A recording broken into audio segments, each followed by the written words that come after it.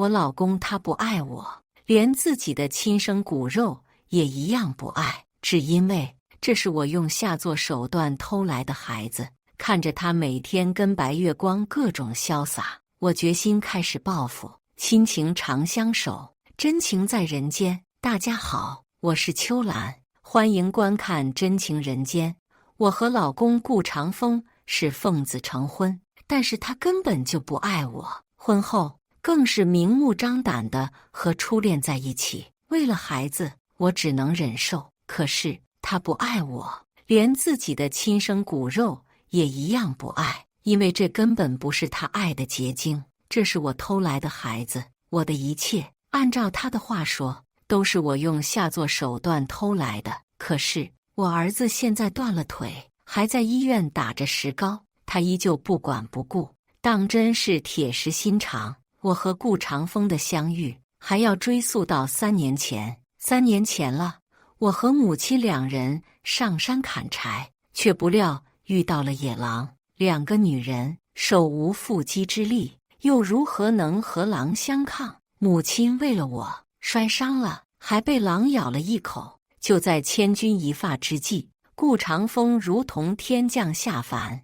落到我们身前。只见他手起刀落，毫不费吹灰之力，竟然就将野狼刺死。看着受惊的我们，顾长风没有着急离开，而是将我们扶起来。可是我分明看到他的手臂也是有血，他被狼也抓了一下，还咬了一口。3人中只有我一个没有受伤。我妈算是村里的土医生，知道些医药知识，而我自然也有传承。于是我在路边找了草药，给他们消炎止痛，直到最后包扎。天色渐晚，这里是荒山野岭的，我便带着顾长风去了我家。顾长风是来采风的，他喜欢摄影，听人说这边山上的日落很漂亮，所以他独自一人来了，却没想到最后会阴差阳错的救了我们母女。看到我家简陋的样子，顾长风是不愿意待的，但是现在天色已晚，加上他也受伤了，无法开车，开出大山还有一段距离，进山的路可不好走，白天都不好开，更何况晚上。所以顾长风不得不忍受着住了下来。我生火做饭都是些山野小菜，顾长风显然是美味佳肴，山珍海味吃惯了的，对于这些小菜有些抵触。幸好看起来还算干净，他勉为其难地吃了一口，不过很快也被美味勾起了食欲。吃了2碗饭，吃了饭，大家无所事事，长夜漫漫，也就没有急着睡觉。我妈躺在床上，我和她便坐在炉火边聊天。原本她是不想和我说话的，但是随后发现我似乎不是普通乡野村姑，还是挺有见识的。我这才告诉她，我是大学生，现在是放假回来休息，再过几天就要去上学了。她得知我是大学生，才开始和我正常交流起来。果然，放开了交流就顺畅多了。她也没有开始的鄙视和抵触，开始有了一些共同话题。我们聊学习，聊见闻，聊未来，聊各自专业，各自未来的发展。通过聊天，我总算知道他的家世。顾长风家里是开公司的，算是富贵人家。他从小就丰衣足食，过着衣来伸手、饭来张口的无忧无虑的日子。大学也学了自己喜欢的摄影专业，他不需要工作，因为他家底丰厚，他只需要按照自己的喜好过完丰富的一生。反观我，从小父亲意外身亡，是母亲一个人将我拉扯大。我好不容易考上大学，飞出了山沟沟，可是前途依旧渺茫。如今的就业形势，各个行业似乎都不景气，我学的专业似乎也渐渐没落，我看不到希望。这一比较起来，让我有些失落。他此刻安慰我，告诉我不要灰心，只要努力，老天是不会辜负努力的人的。为了鼓励我，他主动提出来给我照相。我一辈子没照过几张相，就是手机都还是用的老年机，像素也不好。我唯一的几张照片就是毕业照，他帮我捯饬了一番，就在火光中给我拍了一张唯美的照片。当看到我自己照片的时候，我都惊呆了。我没想到在他的相机下，我居然可以这么美。虽然没有华丽的衣服，但是在他的收拾下，映着闪烁的火光，硬是将我拍得美极了。一种质朴的美油然而生，让我自己都有些骄傲了。你挺漂亮的，收拾一下肯定更好看。他夸奖了我，就是这个夸赞让我一下子感觉陷入进去了，这就好像是甜言蜜语，让我回味了好久。我看着他白皙帅气的脸庞了，竟然免不了的心动。那晚我是和我妈一起睡的，她睡的我的卧室，可是当我早上醒来的时候，却发现躺在了她的怀里。我很惊讶，一时间想不起来到底发生了什么。她被我惊醒，当看到我赤身裸体的躺在她怀里的时候，她慌了，赶紧坐起来，用被子把我包裹起来。你为什么会在这里？你到底对我做了什么？她似乎也记不得到底发生了什么事情。我哭了，因为我也不知道到底发生了什么，更是不知道为什么我的衣服没了。她掀开被子给我盖上的时候，我分明见到了床上一片猩红。我的第一次没了，我们双双呆了。终于，我还是反应了过来，赶紧穿了衣服跑了出去。我哭了，哭得很伤心。我躲到了后面林子里面哭。我妈不知所措，看到我跑出去后，便进屋问顾长风：“我怎么了？”顾长风一时间不知道如何开口。我妈也看到了床上我的落红，立马放声大哭起来，还数落着顾长风的不是。就算要报答救命之恩，那也是有很多种方法的。为什么非要欺负他女儿？为什么非要以身相许？被我妈这么一闹，顾长风也是懵了。他没见过这种场面。在我们一哭二闹三上吊的逼迫下，顾长风提出要给我们家一些补偿。我妈当然不同意，还义正言辞地说不是贪钱的人。顾长风被逼无奈，问我妈要怎么办。我妈这才提出要顾长风娶我。顾长风当时就拒绝了，我们自然再次使出浑身解数，寻死觅活地逼迫顾长风。最后，顾长风不得不放话，说回去找他父母商议一下，再给我答复。我妈勉强同意，然后让他把身份证抵押在手里，才放他离去。顾长风走了，我妈才来找我，可是她一点也不伤心了，反而是笑着来的。我哭着问他为什么这么开心。听他说了我和顾长风的事情之后，我突然醒悟，这是我妈搞的鬼。果然，回到家，我看到了窗边还没有燃尽的草药，一切全明白了。我的母亲大人为了富贵，把女儿出卖了。虽然我妈做的有些过分，但是我心里居然还有些开心。我喜欢顾长风，现在给了他，似乎也是不错的选择。或许正是因为这个关系，他也会爱上我，我能和他一起度过一生，似乎也是不错的。可是接下来几天没有听到关于顾长风的一点消息，他似乎忘记了这回事儿了。我妈有些急了，打电话问去，但是顾长风说还在商议，便挂了电话。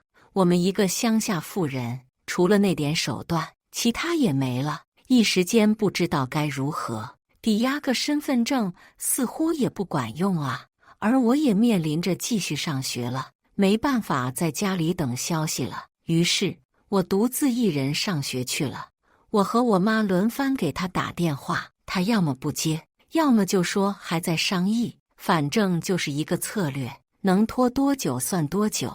我有时候也在想，这个男人是不是太没担当了。就这样过了2个月，我有天吃饭，吃着吃着我呕了，原本没在意，却不料接下来几天我时常作呕，很难进食，吃一点就吐一点。我觉得我生病了，便去看医生。医生告诉我怀孕了。得知这个消息的时候，我是震惊了。我没想到就那么一次就中了。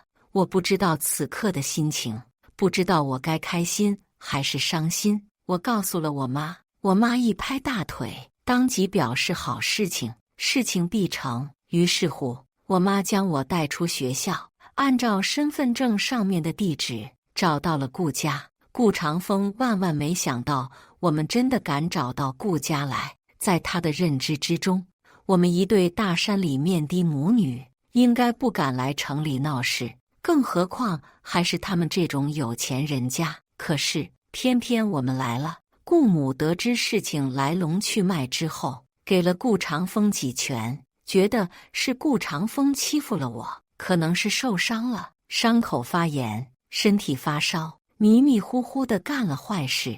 他自然不知道是我妈搞的鬼。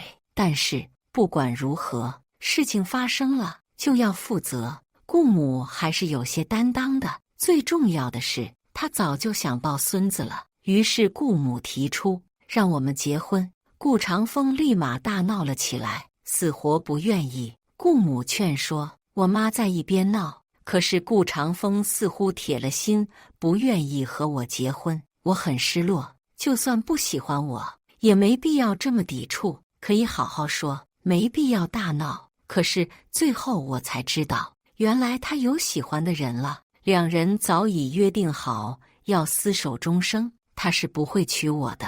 我此刻也是自私，想着爱情嘛，总要自己努力争取才能有结果。就算我们没感情，但感情也是可以慢慢培养的嘛。再说了，都有孩子了，我可不想孩子生下来没有父亲。鉴于种种考量，我也加入了逼婚的行列。顾长风死活不肯，最后还是顾母有办法，给了顾长风一记重拳。顾母说，要是不和我结婚，他就叫人去把严小玲绑了，丢深山里去，我让他一辈子见不到。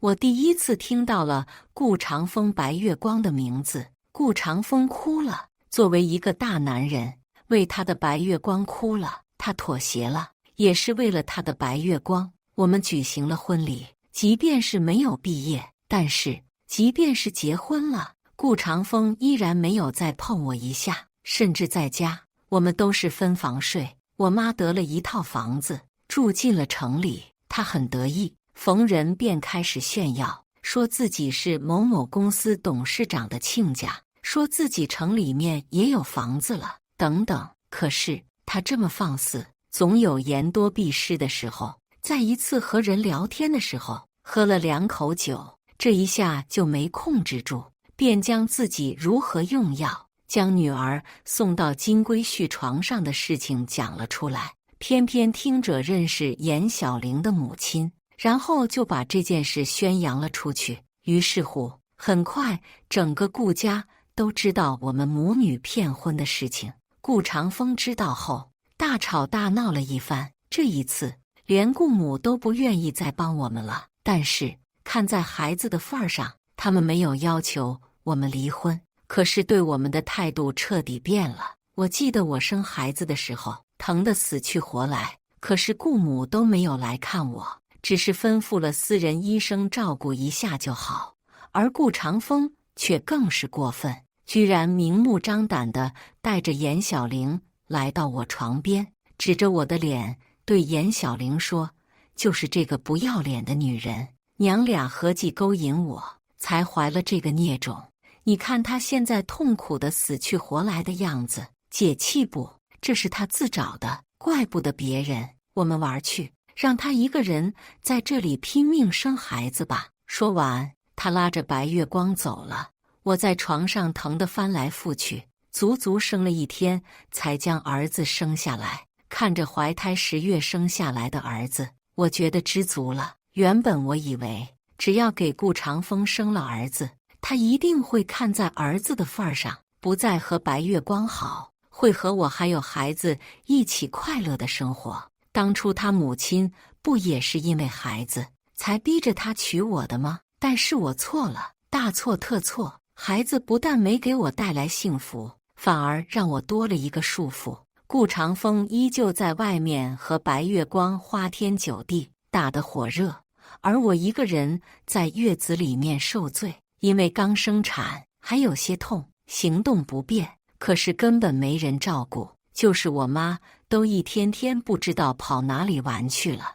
我一下变成了孤家寡人，一切都必须要咬牙坚持，因为我必须照顾好我儿子。总算熬了3个月，顾长风是第一次抱了我们的孩子，孩子很可爱，他父亲肯定会很喜欢的，只要抱了他，必然就会爱不释手，这是我内心的想法。可是事与愿违，顾长风抱着孩子，却是摇摇头，这孩子这么小，就长得一副他妈的贱样，长大了还得了，怕不是也会去勾引别人，那可是顾家丢脸啊！孩子还这么小，他居然说得出口，还是自己亲儿子。我第一次大骂他恶毒，可是顾长风根本不在意，反而笑了。我告诉你，你一辈子都要活在我的阴影之中。你既然用不要脸的方法得到了我，那我也会不择手段的让你过得多滋多味一点。他丢下孩子又走了，我哭了好久。儿子2岁多了，还什么都不懂，但是他知道谁是妈妈，谁是爸爸，他爱着他的爸爸妈妈。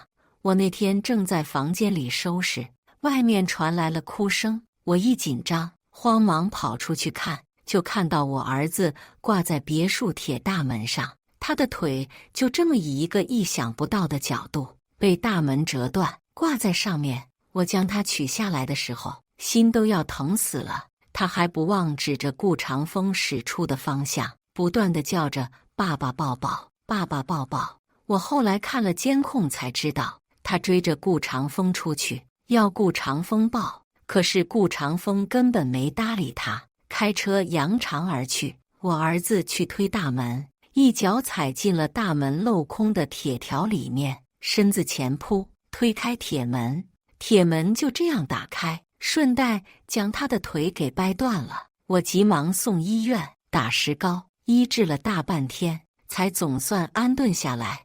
我打电话给顾长风，说孩子腿断了。顾长风不但不关心，反而撂下一句：“不是没死吗？别烦我。”便挂了。这一刻，我的心彻底的凉了。想当初，孩子1岁的时候，有一天突然会叫爸爸了，奶声奶气的，多可爱！那一刻，我分明看到了顾长风脸上出现了惊喜的表情，虽然很快被他掩饰，可是他情不自禁地抱起孩子的时候，我的心是激动的。孩子或许真的能让他回心转意。我迁就了他这么久，放纵了他这么久，即便所有人都知道他和白月光没有断过，长期同进同出，但是我都选择忍耐。毕竟拆散他们的是我，当初使手段的也是我，我理亏，所以我愿意放纵他，愿意感化他。可是除了偶尔表现出对孩子的不忍外，他没有对我有一丝的爱意。即便今日连儿子摔断腿了，他都没有丝毫的心痛。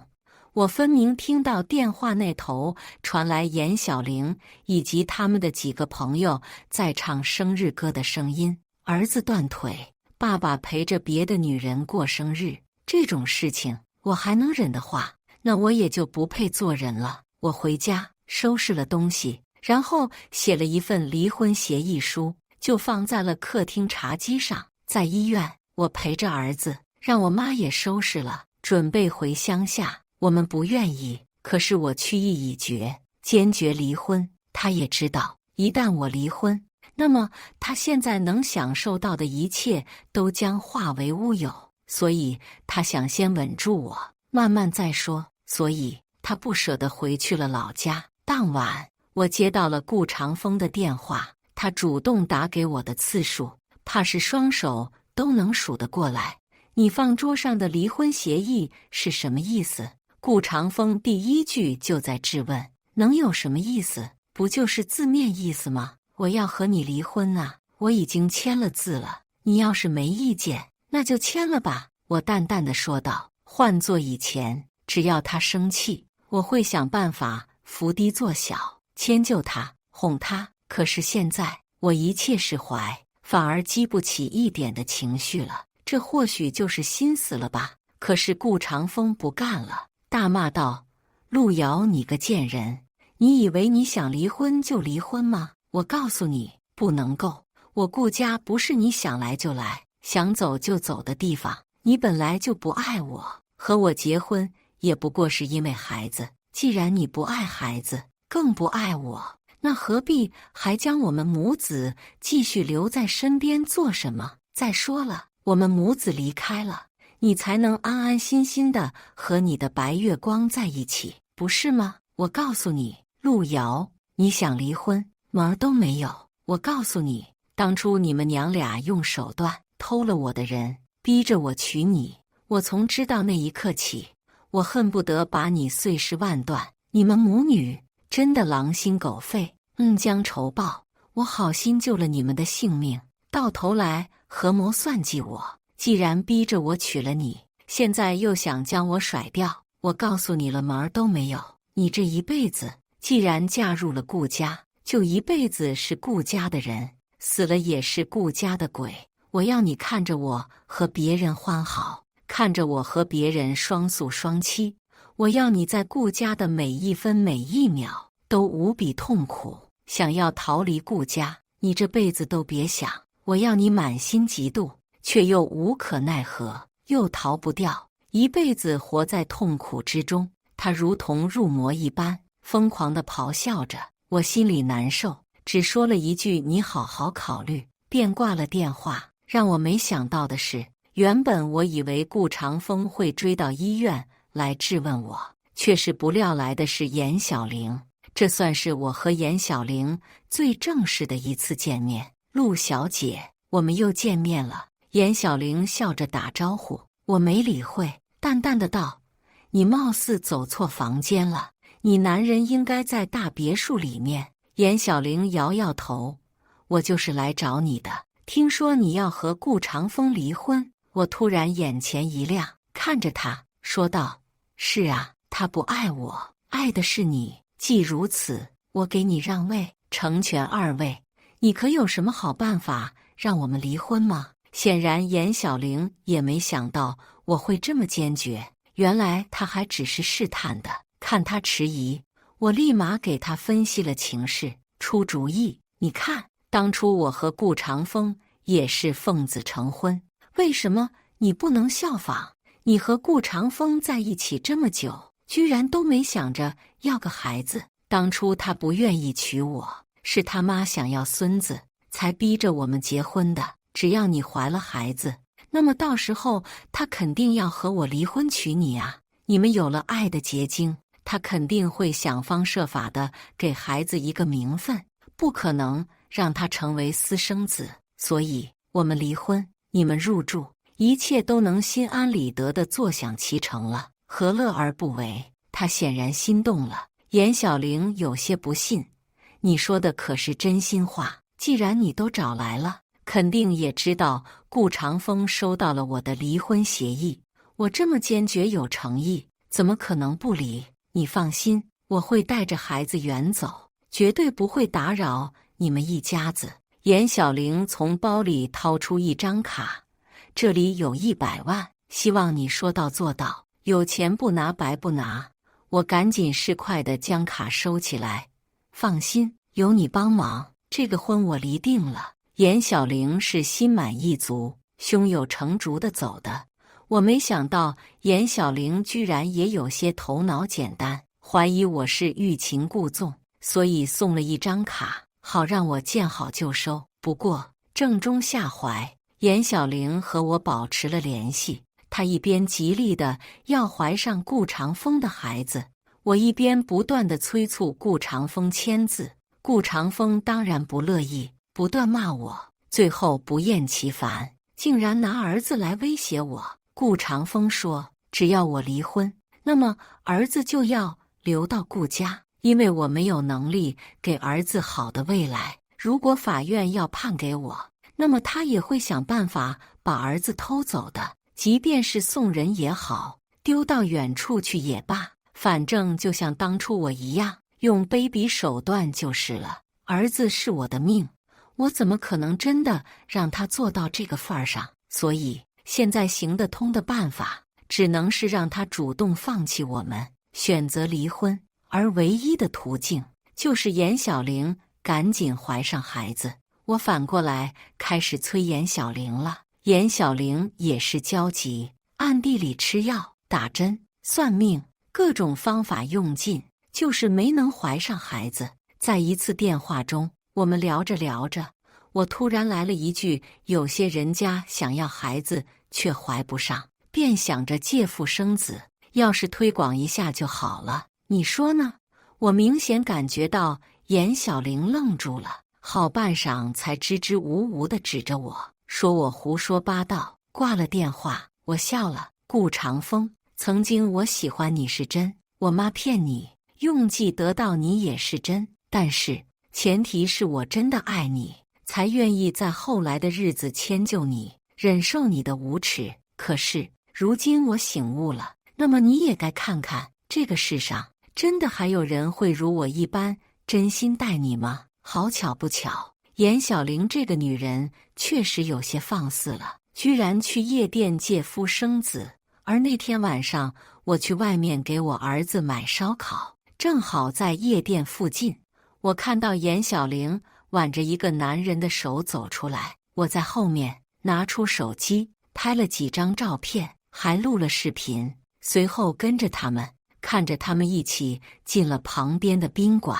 拍完照片，我回了医院。让我更是没想到的是，隔三差五的，我去医院楼下都能看到严小玲他们。后来才知道，那男模在里面是驻唱的，每天唱完几首歌后就下班，而严小玲就来了个包养，直到怀孕为止。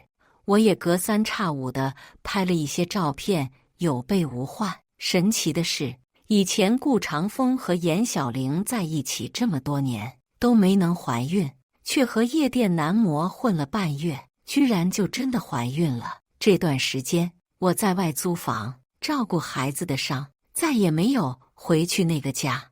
我没有再催促顾长风离婚，而是坐等机会。这不，严小玲来找我了，告诉我她怀孕的事情。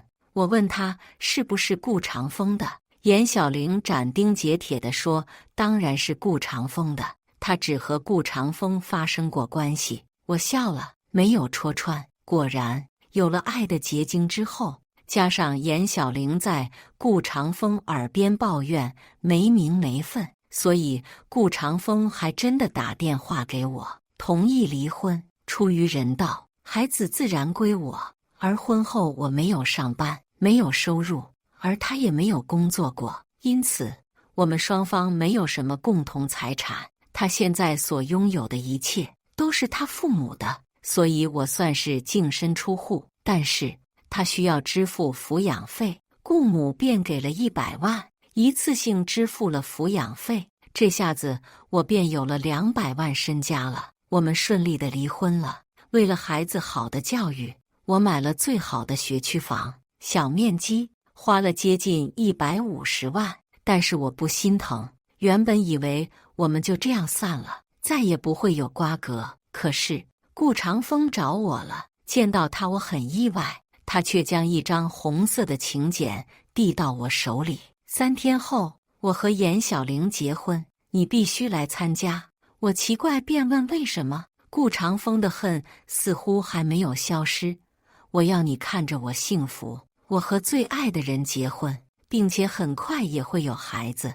我要你来见证我的幸福，我要看你难过的样子。你也真够变态的，你觉得我到了现在还舍不得你吗？不用嘴犟，你来便是。看他一副我不答应就不走的姿态，我只好答应了。他看我似乎真的放下了，脸上没有波澜，心里有那么一丝的失落。3天后，我如期来到了他们的婚礼上。原本我想平平静静的吃饭，然后离去，可是总有人要招惹我。满座宾朋，而且都是些上流社会的有钱人来道贺。严小玲笑嘻嘻地端着一杯红酒来到我面前，瑶瑶姐，你还真来参加我们的婚礼呀？说起来，我还要感谢您的高抬贵手，将长风让给了我。很多人都听说了我的事情，原本就在背后议论了我不知道多少次，现在看到我真容了，自然更是议论的厉害，对我指指点点。我皱着眉，小声问他发什么疯。严小玲造了事，更是不饶人。大家或许还不知道吧，这位瑶瑶姐可是厉害人物哦。你们只知道他们母女用药骗了长风，做了3年阔太太。但是这个女人根本就是不知足，她知道我喜欢长风，便拿我对长风的爱来交易，威胁我要100万才和长风离婚。我看她从始至终对长风都没有爱，还死缠着不放，我不忍心，才迫不得已给了她100万。这种贪心无耻的女人，你们可一定要认清楚啊！我被严小玲的无耻惊呆了。他居然在这里等着我。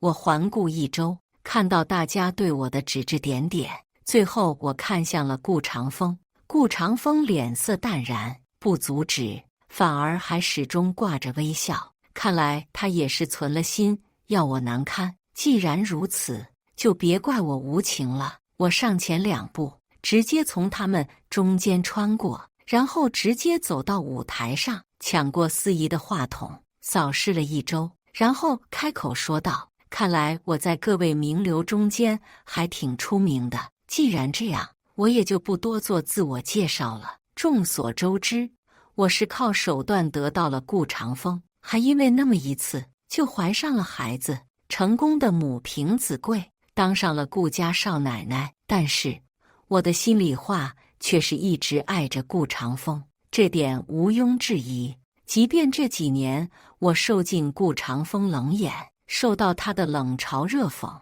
受到他精神和肉体的折磨，我依旧忍了下来，为我当初的一厢情愿，为我当初的恩将仇报还债。曾几何时，我以为凭借我的真心可以换来真心，我能守得云开见日月。但是我错了，即便是孩子，也没唤起顾长风的一点怜惜。他甚至在我生产的时候不安慰我，还带着他的小三在我面前晃悠，更是诅咒我痛死活该。我都忍了，我知道他恨我，恨我鸠占鹊巢，恨我没能让他如愿以偿地娶自己的白月光。甚至我儿子不小心摔断了腿，他也不曾安慰一下，看望一下。这样的男人配做一个好父亲、好丈夫吗？下面众人在议论，但是风向似乎也发生了变化，议论的不仅仅是我了，还有顾长风这个好男人。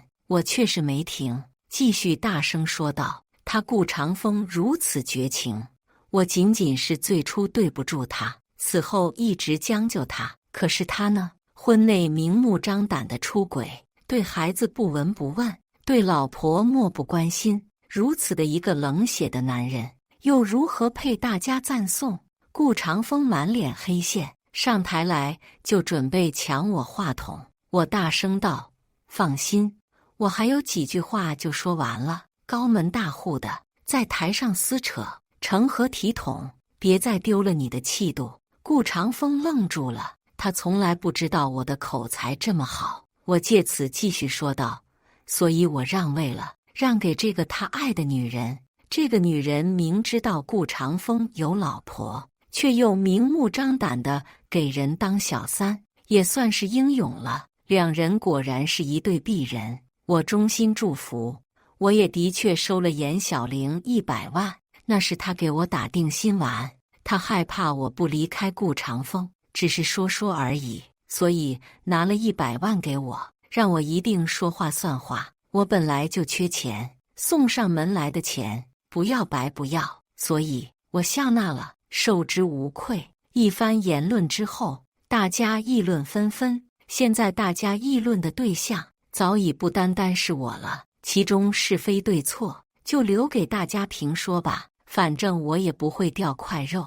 严小玲气急败坏，跑上来就要给我一巴掌，我侧身一躲，然后故意踩住她的婚纱，把她往前一推。严小玲立马摔了个狗啃泥。顾长风大怒，赶紧上去扶她。你疯了！明知道小玲有孕，要是她和孩子有什么闪失，我要你偿命！我笑了，是吗？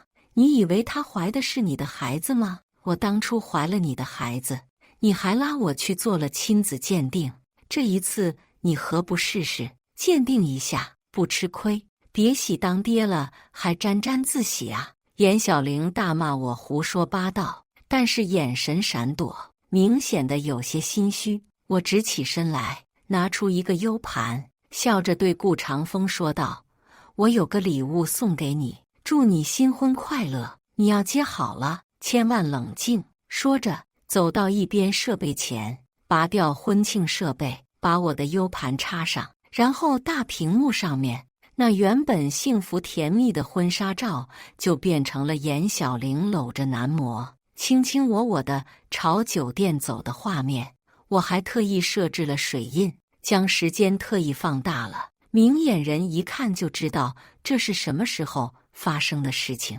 对应严小玲现在的怀孕情况，答案可想而知。和严小玲3年没有孩子，为什么和那男人在一起2个月就有了？想当初我一次就中，或许顾长风的好运在那一次中便用完了吧。我转身笑着离去，身后传来严小玲骂我，顾长风骂她的声音还伴随着严小玲的哭声。婚礼现场乱作一团，我却抽身离去，深藏功与名。我卑鄙也好，忘恩负义也罢，都留给他们去评说吧。感谢大家的观看，欢迎大家在下方评论区讨论。如果你喜欢这类故事，记得点击订阅真情人间，并分享给更多的人，这会对我帮助很大。再次感谢大家的观看。